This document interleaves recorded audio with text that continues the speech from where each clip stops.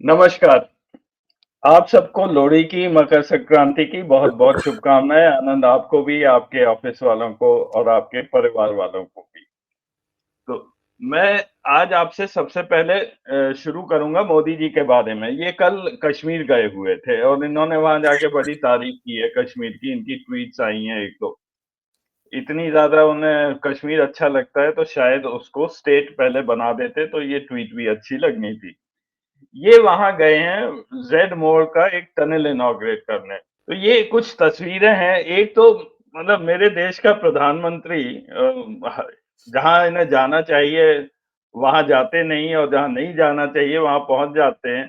पूरी तरह जैकेट में उस समय शायद -2 या 3 वहाँ का टेम्परेचर था, टनल के अंदर तो और भी कम होगा।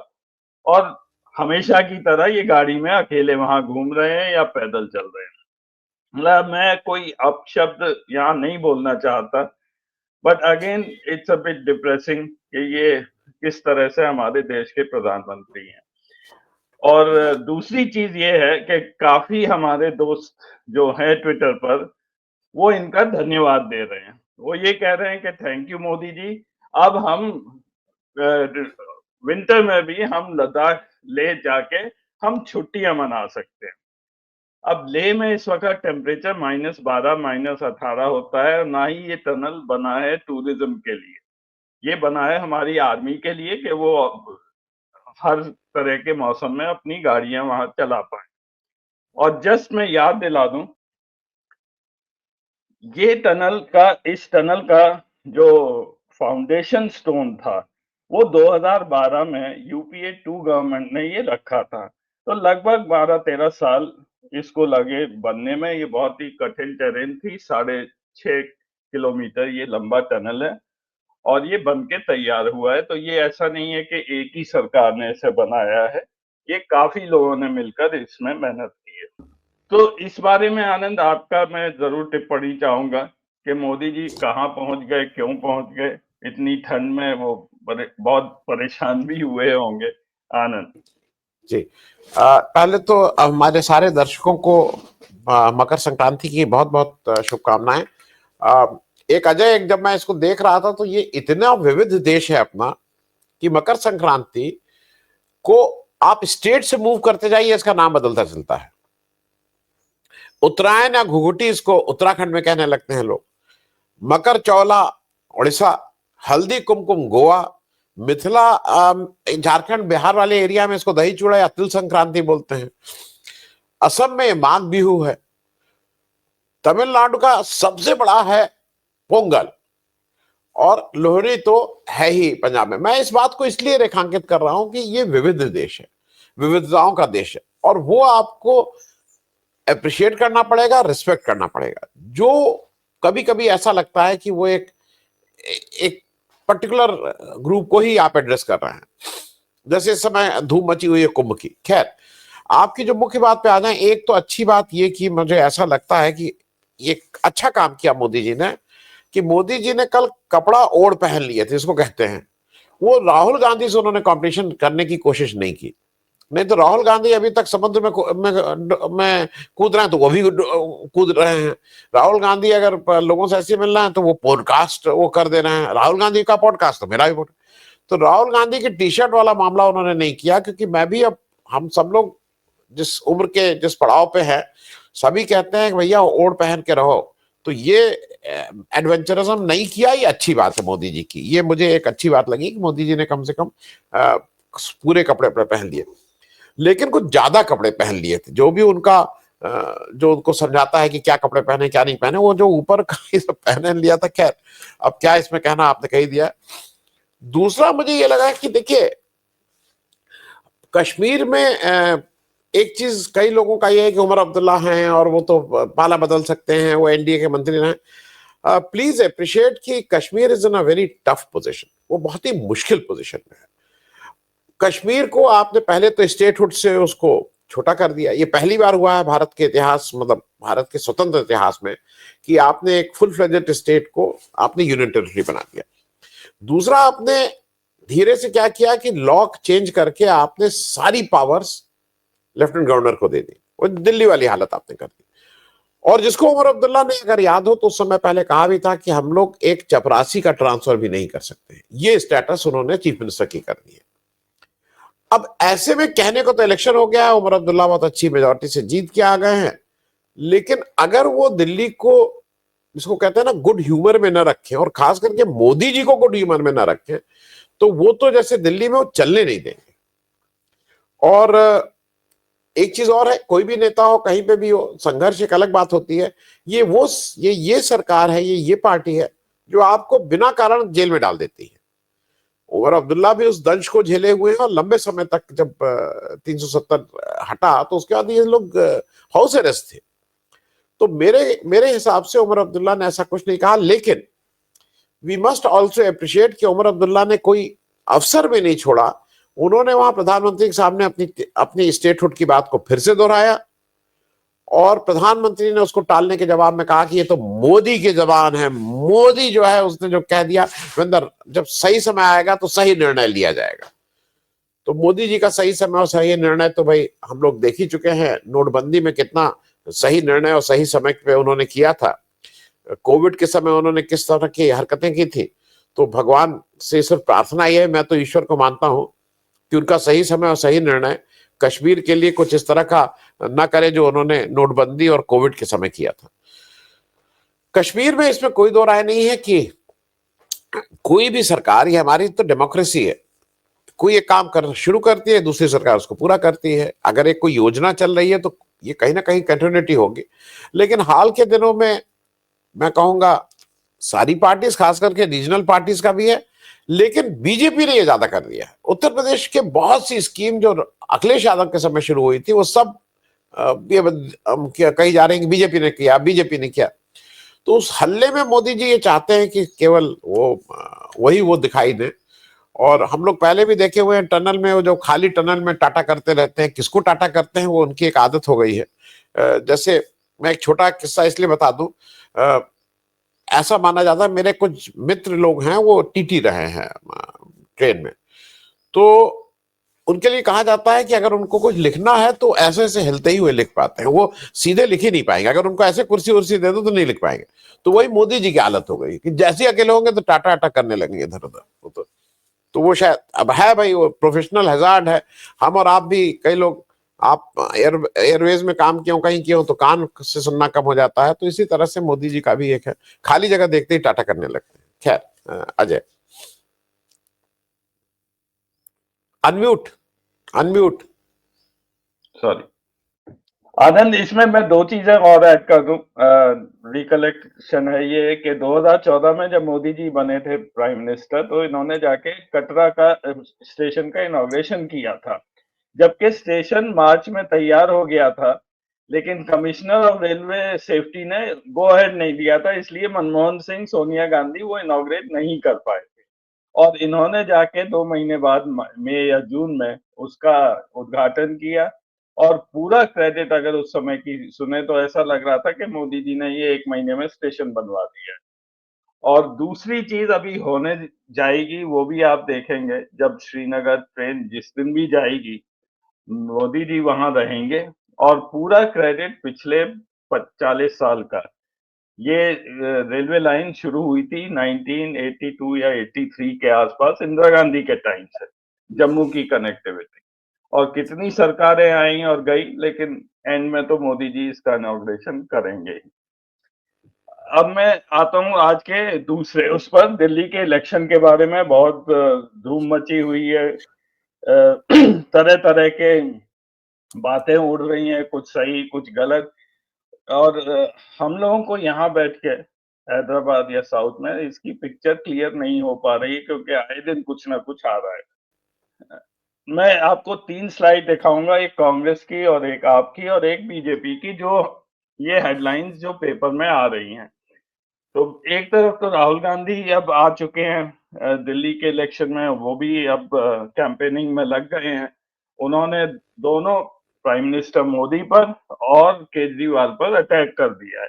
हालांकि ये बोला जा रहा है कि कांग्रेस जो है वो आपको सपोर्ट कर रही है और वो विड्रॉ कर रहे हैं, तो ये एक र्यूमर चल रहा है। केजरीवाल जी बोलते हैं कि कांग्रेस राहुल तो अपनी कांग्रेस को बचाने के लिए आ रहे हैं, और फिर उन्होंने कल एक बड़ा मजेदार स्टेटमेंट दिया है अमित शाह के लिए कि अमित शाह यहाँ के स्लम्स जो हैं जो कॉलोनीज हैं, बैकवर्ड कॉलोनीज, उनको ये खत्म कर देंगे, और अगर ऐसा नहीं किया मैं कंटेस्ट नहीं करूंगा इलेक्शन में। और उधर बीजेपी को सब मेरे हिसाब से सबसे ज्यादा कंफ्यूज लग रहे हैं। इन्होंने एक पोस्टर वॉर भी शुरू कर दिया है। पोस्टर में ये दिखा रहा हूँ, थोड़ा सा निम्न स्तर वाला ये पोस्टर है, जैसा कि बीजेपी से एक्सपेक्ट ही ये किया जा सकता है। और ये बात उड़ गई कि रमेश बिधूरी, वो गाली गलौच वाले, वो सीएम फेस बन गए हैं। और फिर इन्होंने एक सीएजी रिपोर्ट की बात की है आपके बारे में, और सब लोग ये पूछ रहे हैं ये सीएजी रिपोर्ट है कहाँ। तो ये बैकग्राउंड के साथ आनंद, मैं आपका दिल्ली के चुनावों पर एक कमेंट चाहूंगा। देखिए अजय, दो तीन चीजें हो रही हैं। एक तो यह है कि दिल्ली में 70 सीटें हैं और 62 पे आम आदमी पार्टी जीती थी। तो मेरे हिसाब से आम आदमी पार्टी बहुत कंफर्टेबली प्लेस्ड है। मैं, क्योंकि नंबर्स लोगों को अच्छे लगते हैं, मैं कोई प्रेडिक्शन नहीं कर रहा हूं, लेकिन मैं अपनी एनालिसिस कर रहा हूं। इलेक्शन कमीशन जिस तरह से, और वो भी कहना जरूरी है, क्योंकि दिल्ली में इलेक्शन कमीशन ने जिस तरह से तैयारी कर रखी है, और जो महाराष्ट्र में बात खुल गई थी, हरियाणा में समझ नहीं पाए थे, लेकिन अब तो क्लियर है कि election commission plays an active role जिससे बीजेपी जीत जाए। और उसमें वो वोटर को इधर से उधर करना, वोटर आप जो जेन्युइन वोटर्स हैं उनका नाम काटना, फिक्टिशियस वोटर को लाना, ये सारे काम में इलेक्शन कमीशन बहुत ठीक से पार्टिसिपेट करता है। वो दिल्ली में भी हो रहा है। तो ऑन अ रियलिस्टिक वो, मुझे ऐसा लगता है कि दिल्ली में इलेक्शन आज केवल 50 सीट पे हो रहा है, 50 सीट। 20 सीट का बीजेपी ये हेरा फेरी करके और इलेक्शन कमीशन की मदद से वो 20 से स्टार्ट करेगी। तो बीजेपी की गिनती 20 से शुरू होगी। अब अगर पिछला परफॉर्मेंस होता है तो BJP on its own 8 seat लाई थी, तो 28 पे पहुंच जाएगी। मेरा ये मानना है कि आम आदमी पार्टी 50 पे शुरू करके जो 36 की मैजिक फिगर है वो क्रॉस जरूर कर लेगी। अब वो 36 होगा, 38 होगा, 40 होगा, लेकिन they will cross. Having said, क्योंकि बीजेपी को ये लगेगा कि मैंने देखिए इतनी सीट लाए। बीजेपी की 20 सीटें तो इलेक्शन कमीशन के जो एक्टिव रोल की वजह से उसको मिल रही है। एक दूसरा, मुझे ये लगा है कि इस बार पहली बार ऐसा मुझे लग रहा है कि ये अरविंद केजरीवाल, जो अभी तक ऑनेस्टली स्पीकिंग वो एक दिल्ली मॉडल की बात करते थे, वो हर एक जगह दिल्ली मॉडल पे के नाम पे वोट मांगते थे, और जहां पे वो खास करके शिक्षा और स्वास्थ्य को शोकेस करते थे, और उसके बाद बिजली और पानी के उनके ये 4 मुद्दे थे जिसपे वो करते थे कि भाई ये तो हम सब्सिडाइज करके आपको फ्री में दे रहे हैं, और शिक्षा और इसका स्तर हमने ये कर दिया है। पहली बार मुझे एक चीज अजीब सी लगी कि ये मुद्दे से भटक गए हैं। अब अरविंद केजरीवाल भी ज्यादा कंफर्टेबल है, वो शीश महल राजमहल जो बीजेपी कर रही है, ये शीश महल राजमहल की बात कर रहे हैं, ये ज्यादा कंफर्टेबल है। ये ज्यादा कंफर्टेबल हैं कि पुजारी लोगों को वो दे देंगे और ग्रंथी लोगों को 18,000 रुपए देंगे। 18,000 काफी होता है, इनको लगता है कि ये सब करने से इनको वोट मिलेंगे। ये एक अफसोस की बात है। बीजेपी तो आती ही नहीं, बीजेपी के पास तो इश्यूज होते ही नहीं, उल्टे पुल्टे इश्यूज बात करती है। मुझे एक दूसरी चीज जो लगी कि, मतलब मैं इसलिए इस बात को रेखांकित कर रहा हूं कि ये बात इंपॉर्टेंट थी। अरविंद केजरीवाल अगर आरएसएस को इलेक्शन के ठीक बीच में चिट्ठी लिखते हैं कि भाई आप बीजेपी को ठीक करिए और देखिए बीजेपी क्या क्या कर रही है, तो उसका जो जो गूंज है वो ऐसा लगता है कि दो भाइयों में लड़ाई है, और जो छोटा भाई है वो बड़े पापा को चिट्ठी लिख रहा है कि देखिए देखिए पापा, मेरे बड़े भैया ने ये किया तो बड़े भैया को जरा ठीक करिए। I don't find what provoked Mr. Arvind Kejriwal to write that letter. भाई वो इंडिया गठबंधन में लिखते, बाकी लोगों को लिखते तो समझ में आता है। दूसरा यह है कि जो अरविंद केजरीवाल जी कह रहे हैं कि राहुल गांधी कांग्रेस को बचाने के लिए लड़ रहा है, मैं देश को बचाने के लिए। देखिए एक चीज ये समझनी होगी कि अरविंद केजरीवाल जी के लिए उनका देश दिल्ली तक ही सीमित है, उनके पास देश के आगे नहीं है। अरविंद केजरीवाल का पास्ट रिकॉर्ड भी देख ले, उनके लिए देश, वो गुप्ता ब्रदर्स, वो जिस तरह से राज्यसभा की सीटें बांटते हैं, उनमें और मायावती जी में बहुत समानता मुझे दिखाई देती है जब वो सीटों का डिस्ट्रीब्यूशन राज्यसभा का करते हैं। ये बात मैं इसलिए कह रहा हूं कि पहली बार कल राहुल गांधी जब आए तो उन्होंने कुछ मुद्दों की बात की। उन्होंने पोल्यूशन की बात की जो इंपॉर्टेंट है, और करप्शन की बात की, और बाकी जो उनके 2-3 मुद्दे हैं जिसको वो किसी भी कीमत पे छोड़ने को नहीं तैयार हैं, और वो इस हद तक उसके साथ आइडेंटिफाइड है। उनका बार बार ये पब्लिक प्लेटफॉर्म से कहना है कि अगर मैं कांग्रेस में अकेला भी रह जाऊंगा तो जाति जनगणना, दूसरा संविधान को बचाना, और तीसरा अडानी जी को एक्सपोज करना, ये तीनों को वो छोड़ने को नहीं तैयार है। नो, अरविंद केजरीवाल 2-3 मामलों में अरविंद केजरीवाल कुछ नहीं बोल रहे हैं, वो साइलेंट है। जब सीए एनआरसी का, क्योंकि मैं इस बात को इसलिए कह रहा हूं कि पिछला इलेक्शन जब हुआ था तो अरविंद केजरीवाल को ठीक से सीलमपुर जैसे एरिया में उनके कैंडिडेट को 56% वोट मिले थे जो मुस्लिम डोमिनेटेड है। लेकिन अरविंद केजरीवाल साहब ने सीए एनआरसी के समय ऐसी चुप्पी साध ली थी, वो एक बार भी ये नहीं लगा कि वो कहीं खड़े हुए दिखाई दे रहे हैं, और उनको ये था कि मेरे हिंदू वोट गड़बड़ हो जाएंगे। दूसरा जो मुझे लगता है जिसको मैं पाप की श्रेणी में रखता हूं, इस देश का कोई भी अगर पॉलिटिशियन वो काम कर रहा है तो वो पाप की श्रेणी में, वो है किसानों के आंदोलन के समय वो खड़े नहीं हुए थे। मतलब मेरी बात स्पष्ट है कि जो आज की तारीख में किसान के साथ नहीं खड़ा है वो फिर देश के साथ नहीं खड़ा। उसको कोई हक नहीं है कहने का कि देश और ये सब बातें। मैंने कोई स्टेटमेंट, कोई ऐसा एक्शन जो किसानों के साथ खड़े मैंने कम से कम नहीं देखा है अरविंद केजरीवाल जी की तरफ से। तो ये भी एक इस पे भी उनको जवाब देना होगा। अब बात कर ले जरा, जो आपने कहा ना कि ये कहा जा रहा है कि कांग्रेस को, अरविंद केजरीवाल साहब ने कहा है कि वो बीजेपी की बी टीम है। ये तो मतदाता और दर्शक डिसाइड करेंगे कि आज तक बी टीम के रूप में कौन खेला है। मैं सिर्फ 2 दलों को इस देश में मानता हूं कि जिसने कभी बीजेपी के साथ जीरो टॉलरेंस के साथ, आरएसएस की विचारधारा के साथ जीरो टॉलरेंस के साथ काम किया है। उसमें एक कांग्रेस है और दूसरी आरजेडी है, लालू जी वाली। उन्होंने कभी भी उनके साथ नहीं गए, नहीं तो बाकी सब लोग अपने हिसाब से एडजस्टमेंट करते रहे हैं। कांग्रेस के लिए एक अजीब सी स्थिति यह है कि कांग्रेस के पास, मेरे हिसाब से कांग्रेस की प्रायोरिटी 2029 का इलेक्शन है। 99 सीटें उनके पास ऑलरेडी हैं। अब उनको क्या करना है?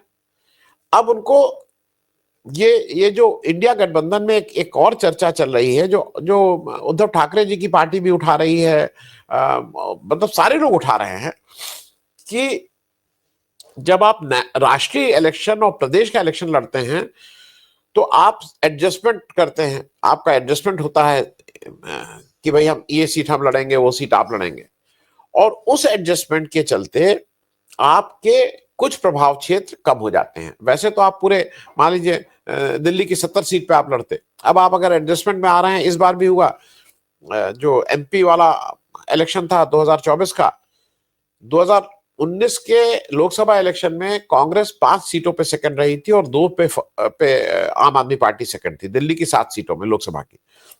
लेकिन चूंकि सीट एडजस्टमेंट हुआ तो कांग्रेस 3 ही सीट पे लड़ी, तो उसका कम से कम वो जो 2 सीटें जहां पे वो सेकंड रही थी, वो प्रभाव क्षेत्र में वो लड़ी ही नहीं, उसकी प्रेजेंस नहीं थी।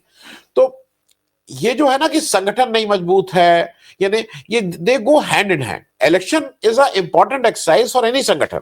वो लोग फिर चाक चौबंद होते हैं, लोग फिर इलेक्शन के बोर्ड में आते हैं। तो कांग्रेस के लिए मेरे ख्याल में जरूरी है कि वो सारे इलेक्शंस लड़े 2029 तक, और अगर वो 2029 तक लड़ रही है तो इसमें उसकी कांग्रेस पर से को जरूर फायदा होगा। एक बात मैं और कहूं कि ये जो माना जा रहा है कि कांग्रेस के खड़े होने से केवल और केवल आम आदमी पार्टी का नुकसान होगा, मैं इससे थोड़ा अलग राय रखता हूं। कांग्रेस के खड़े होने से ये जरूर है कि कांग्रेस को, आम आदमी पार्टी के पीछे जो अल्पसंख्यक वोटर हैं वो शायद कांग्रेस के साथ ज्यादा खड़े होंगे, शायद मेजॉरिटी उधर से मूव कर सकती है। लेकिन इसके सामने जो ओबीसी और दलित वोटर है जो बीजेपी के साथ अलाइंड है, इस बार जैसा कांग्रेस ने अपनी पोजीशन ली है, कॉन्स्टिट्यूशन की बात कर रहे हैं, जाति जनगणना की कर रहे हैं, स्पष्ट रूप से कर रहे हैं।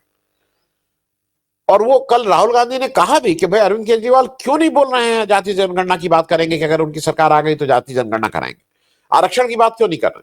तो ऐसे में बीजेपी का वो वोट जो बीजेपी के साथ अलाइंड है, जो अरविंद केजरीवाल के आम आदमी पार्टी को नहीं आता, वो मूव कर सकता है कांग्रेस में। तो अब ये तो उसके बाद ही कांग्रेस को 4% वोट मिले हैं, कांग्रेस को 40% वोट नहीं मिलने जा रहे हैं। लेकिन जो भी वोट बढ़ेंगे, और मेरे हिसाब से कांग्रेस के वोट बढ़ेंगे, उसमें डिबेट हो सकती है। कोई कहेगा 5% होंगे, कोई कहेगा 20% होंगे। लेकिन वो तो इलेक्शन के बाद ही पता लगेगा कि कांग्रेस ने डेंट किसको ज्यादा किया, आम आदमी पार्टी को कि बीजेपी को। लेकिन अभी से ये कह देना कि वो केवल आम आदमी पार्टी का नुकसान कर रही है, मेरे ख्याल में उचित नहीं होगा। अजय। आनंद, एक टिप्पणी उस पर भी चाहूंगा, जो ये सीएजी की रिपोर्ट बीजेपी ने उछाला है अरविंद केजरीवाल के खिलाफ, कल के 2026 करोड़ का सीएजी ने बोला है। हालांकि कोर्ट में कुछ ऐसा प्रूव नहीं हुआ, तो अब ये एक और नया वो चल गया है दिल्ली में। तो ये मेरे ख्याल में जी जी, सॉरी सॉरी, हाँ, कंटिन्यू। नहीं नहीं, बोलिए बोलिए। नहीं, मेरा अजय ये मानना है कि ये जो बीजेपी के तथाकथित अपॉइंटीज होते हैं, वो अपने हिसाब से सीएजी की रिपोर्ट करते हैं। वो सबसे बड़ा उदाहरण विनोद राय थे, एक कैग के पद में बैठा हुआ विनोद राय, जिन्होंने षड्यंत्र करके, मैं तो ये आरोप लगा, षड्यंत्र करके एक झूठी रिपोर्ट दी। और आपने कभी सुना है कि नोशनल लॉस की बात करते हैं? उन्होंने एक नोशनल लॉस कर दिया 2.25 लाख करोड़ का, एंड ही वाज रिवॉर्डेड। पूरा भर भर के उनके, जिसको कहते हैं ना, भर भर के टेम्पो के तरह उनको रिवॉर्ड मिला गया उसके बाद जब बीजेपी की सरकार आई। उसी तरह से कैग का, मैं इसलिए कैग की बात कह रहा हूं। अगर आपको याद हो, अभी 1-1.5 साल पहले जरा नितिन गडकरी जी को ठीक करना था, वो उनको लग रहा था कि इनके पर ज्यादा निकल रहे हैं, तो एक नितिन गडकरी के अगेंस्ट शुरू करवा दिया था। तो ये बिल्कुल ठीक से प्रायोजित होता है।